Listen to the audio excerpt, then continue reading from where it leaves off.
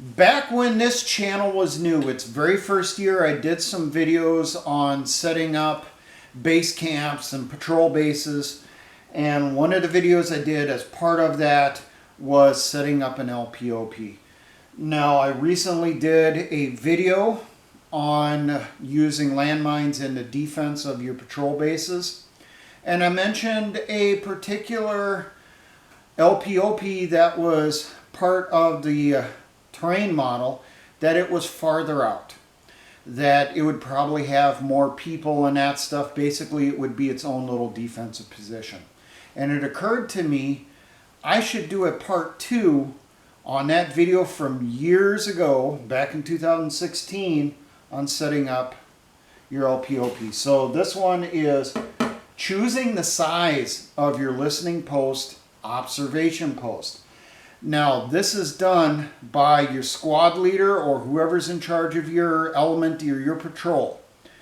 They do an assessment when they get into the area and they decide, hey, we need eyes on over there because the enemy could move through that area. So they then do an assessment that's going to take like 30 seconds. And they're going to determine, is that position ideal for a 2-man position? Or am I going to need a full fire team to go over there? Now, when they're doing that little assessment, they use something that's called METTC, or now it's known as METTC. Mission, enemy, terrain, troops available, time, and civilian considerations. What is the mission? Why is your unit there? What is the enemy you will potentially encounter? What's their capabilities? How well can they infiltrate into your positions? How well are they at doing observation without being noticed? Terrain. What's the terrain around us? What does it look like?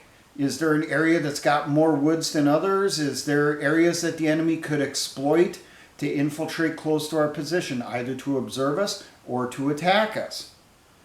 How many troops do I have? Am I out there with just a squad? In which case, more than likely, all I can kick out is a 2-man position? Or am I out there as part of a platoon or a company? In which case, I would have the personnel to easily be able to man a fire team size position. And also, the final T, time. How long are we going to occupy the position? That's going to tell us how much are we going to improve it.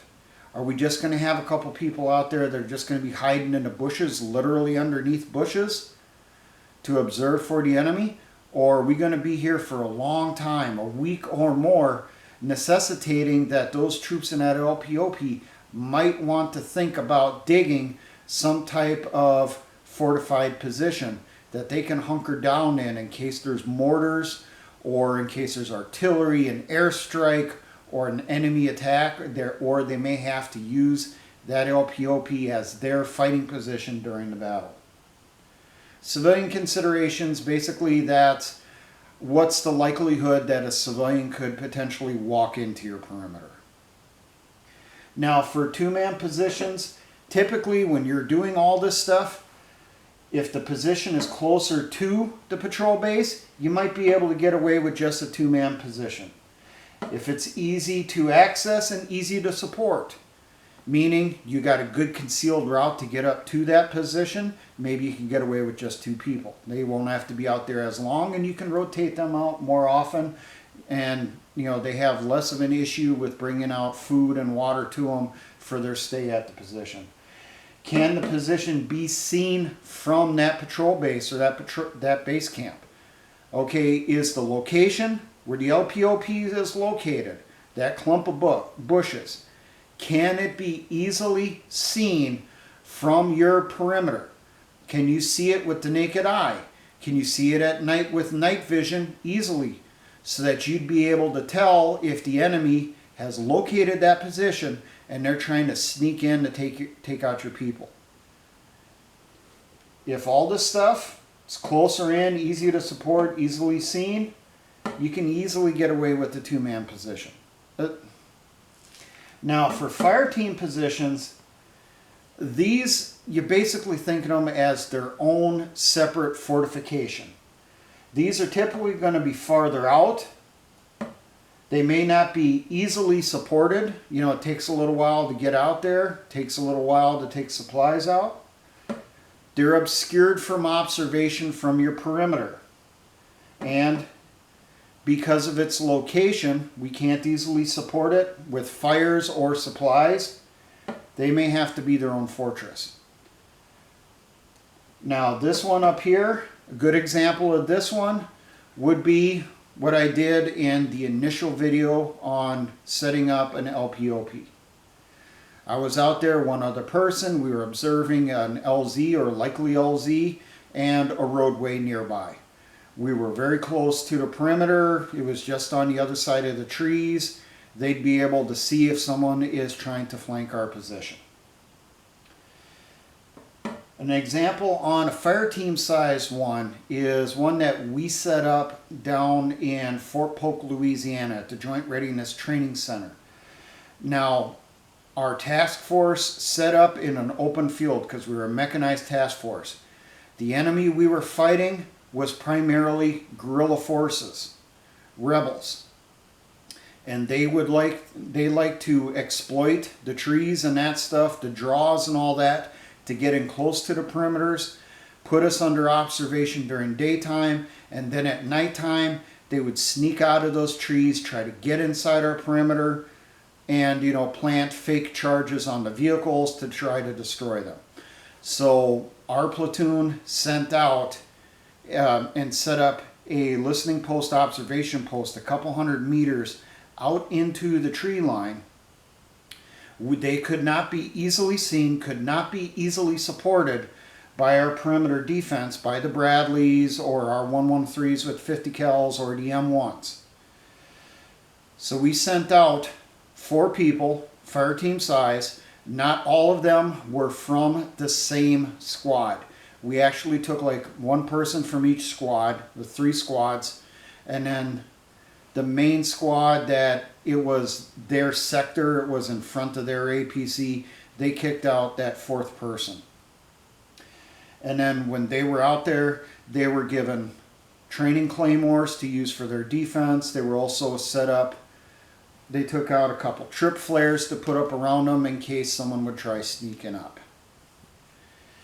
So luckily, no one attacked that particular night. We were only in that location one night, so they did not dig a full-on position, but they set up a 4 spokes of a wheel type position, and everyone was up through the night except one person. They had one person that was down, and typically they would crawl around in that stuff so they wouldn't be seen, and the person that was sleeping was the one facing the perimeter. The ones facing to their flanks and out in the direction of the enemy, they were up at all times. They did see enemy activity at night. The enemy did approach, but before they could actually do anything, they were spotted by our forward observers for artillery, and they called in simulated mortars on that position, making sure not to drop them on our LPOP because it was on the sector sketch for our area for the company team. They knew that we had people out there. Don't drop artillery and mortars in this location, but we can drop them over here. Now I have train model down here that we will go over and we'll talk about it.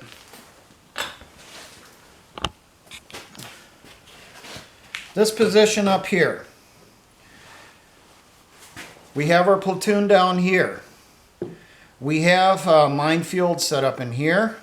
Minefield set up from the edge of this draw here, going across and in front of the LPOP position, and then in a tree line on the top of the here. This is also mined. We put our LPOP up here. We put in roughly a fire team size position. Because they are located on the top of a hill, not easily supported by the rest of the platoon down at the bottom of the hill, we wouldn't be able to fire up here to support them very well. We sent the fire team up here, and they would dig a fortified position, potentially two two-man foxholes that, as time would go on, they would link together into an L shape.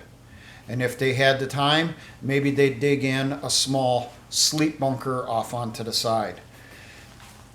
This position would be stocked with enough rations and water to last at least 24 hours. Along with each person should have their own 24-hour supply on them. So in total, we have 48 hours of supplies up here. The stuff that they actually use when they're occupying that position is the stuff that is on them. The supplies that are up at that position are for emergency purposes if they get cut off from down here or if they have to bug out for whatever reason. They also have sufficient ammunition up here for a decent firefight. How much ammunition? Maybe 2 combat loads, maybe 3. Along with hand grenades, grenades for any grenade launchers they may have with them, that type of stuff. They will also put out, as part of their defense, maybe up in here in the trees and stuff, maybe they'll put in a few trip flares. Or maybe they'll put in some chem lights set up on rat traps that when the enemy's moving through, they hit the tripwire, activates that rat trap, sets off that chem light. And then that tells these guys here, hey, someone's moving in from this direction, and then they swing their night vision over in that way to see who's coming in from over there. They will have claymores also set up to cover to the in this direction and this direction. This area they could probably get away with just the mines that are there, but the most likely approaches to this location is going to be from here and here, so those areas will be covered with claymores. And then they would have around them also the mines that are in place. But since it's not right next to the position, most likely that's going to be booby traps. So we're going to have hand grenades inside soup cans, that type of stuff set up around there. Or claymores set up for activation using batteries and mouse traps and tripwires. So, and these guys up here will know what's the approach route and what routes to use to escape. They know to come back to the perimeter. They go to this tree here. They'll have a point. It could be just a stick in the ground sticking up. They know I get to that stick, look to this tree, walk straight to it. Once I get to that tree, right on the other side of that tree is where the mines start. Once I'm to that tree, I take a turn directly downhill, and they would come directly down in. That way they could see it at night. And then their replacements down here, which would come up typically in the evenings or early in the morning, depending on your rotation schedule. Maybe you'll have these guys up here for 24 hours, maybe 12. It depends on how many people you have down here. These guys will know, advance up to this location, to the tree that has a mark on it on this side. Then they have to turn this azimuth and go this direction to the top of the hill. The planning on this stuff, literally a leader can do it in less than 60 seconds. Typically, you're going to do it in less than 30 seconds. You're going to assess what's in front of you. Do I need an LPOP? Have I been told to put an LPOP out there? And you go through, you do that assessment according to METTC or METTC. And then, okay, I want to put a position over there. Let's go check it out, see if that works. You know, see if we want to shift it, and then that's done. So there you go. Hopefully that gives you a little bit more information for those of you who have never done this on setting up an LPOP. Now you're probably saying, well, what type of position should we dig? What type of position should we put in? That's up to you. That's up to your people's abilities. what they're capable of doing, what they're able to do, and dependent on time. If you're in a position only for 24 hours, probably don't really need to go through and dig a full foxhole. Maybe you can get away with just doing scrapes or some type of V-shaped type hasty, depending on terrain. If you're going to be there longer term, you're going to occupy that position for 30 days, then you're going to want a deeper position that someone can stand in, can observe through the brush without being seen, have a little bunker that's hidden off on the side there that they can sleep inside, and they can prepare their food. Some information here about the operations up on the LPOP. At night, a max of one person sleeping at a time. If it's a two-person position, typically no one sleeps. Both of you stay awake. But if you have a fire team up there, you usually can get away with allowing one person to sleep and then rotating like every hour or 2 hours, depending on your people. Any rations that are brought up there to use on that site need to be easy to prepare and low smell. So that's probably definitely a position you want to kick out MREs to, or freeze-dried meals. It's not a position you're going to want to, set up a fire and start cooking stuff that you're going to be able to smell from a mile away. The people that are on your LPOP need to pay very strict attention to their light, litter, and noise discipline. No visible lights at night, any reason, out in the open. If you're gonna smoke because you're one of those people you can't go without your smoky treats, make sure you are hidden behind stuff with a poncho over your head, smoking your cigarette, and make sure to cup that cherry even under the poncho so that no light comes through. No light gets picked up by night vision. Noise, any talking that's done up here is done by a whisper into someone's ear. Or during the daytime, you're writing notes, passing it back and forth. No laughing and that type of stuff. You want to be unheard. The only sounds that'll be heard up here needs to be the critters and the natural sounds. The trees creaking in the wind. You get the idea. And litter, no tossing trash out in front of you. I know that's a thing in the Russian-Ukrainian war where they're tossing empty water bottles out in front of their position, so when the enemy tries approaching, they step on the bottle and it makes noise. Not around an LPOP. If you're going to do that, you're going to do that up here around your patrol base, and you're going to do it probably behind your mines, between you and the edge of the minefield. You might put some of those in there in case the enemy tries coming through. But up on the LPOP, no. You want nothing that will indicate to an approaching enemy you got people hidden up there keeping eyes on the area. Oh, communications. The preferred communications between your LPOP and your patrol base, your base camp, is landline, field telephones. And that wire will follow that path back down into the base, and it must be buried so that someone cannot come across it, locate it, and follow it back to your positions. It must be buried and camouflaged. How far underground? Typically you want it at least 4 inches. I know some people used to do it up to the depth of the full length of an entrenching tool in case there's a mortar attack. But I was one of those people that if I'm putting in the landline to the LPOP and that stuff, I want it underground where it's not going to get hit easily by shrapnel, but I also want to be able to pull that wire in quickly once we're collapsing the patrol base to move out. The easiest way to communicate with your patrol base is obviously radio, but Radio signals can be tracked. That's something they've been able to do for decades.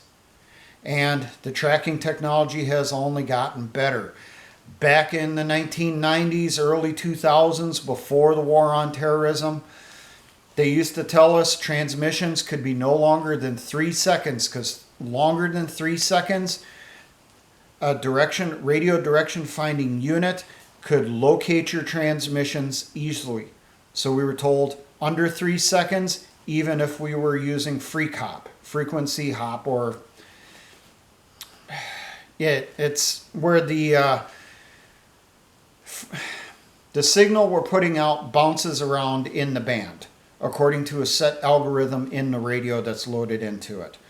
So if you're just listening to one particular freak, an enemy that's listening to it would only hear a split second of the communication, because you're bouncing all over the place back and forth.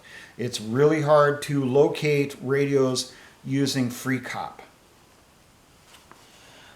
Emergency communications for these guys up here. In case the landline is damaged, they can't use a radio, or the radio isn't working, and they need to signal them down here that something is wrong. It should be by either noise or visual. Visual, it could be some type of colored panel or flag. You know, someone moves to the edge of the hill here and starts waving an orange or red flag back and forth to a position that he knows is down here. These guys know down here to keep watch for the possibility that that might happen. And then they know that, hey, something's wrong with the LPOP. The one that's down duty down at this position notifies his leadership, and then correct action is taken by the patrol commander to support that LPOP. Another option is flares. This could be a parachute flare, or it could be some type of starburst, different color, different pattern, would indicate to them what the problem is. Enemies approaching, they're almost on the perimeter, you know, you're firing off that red star cluster. That type of situation. So hopefully that gives you a little bit more information to help you with planning, setting up a listening post, an observation post around your perimeter, and figuring out how many people should be at that position and what type of supplies they should have out there. Now I know someone's going to say, what equipment should they have? They should have a radio for emergencies to communicate with our main position. They should have binoculars. They should have night vision. They should have some type of warning devices that they can put out in front of them. These could be trip flares, could be booby traps. You can make sound warning devices also. Look this stuff up. There's things out there that I know hunters set up using tree branches and stuff, and just simple cordage like 550 cord. Someone moves through the area, you know, you get a loud snap as a branch hits a tree or whatever it is, however it's set up. That type of thing could be employed also by the LPOP.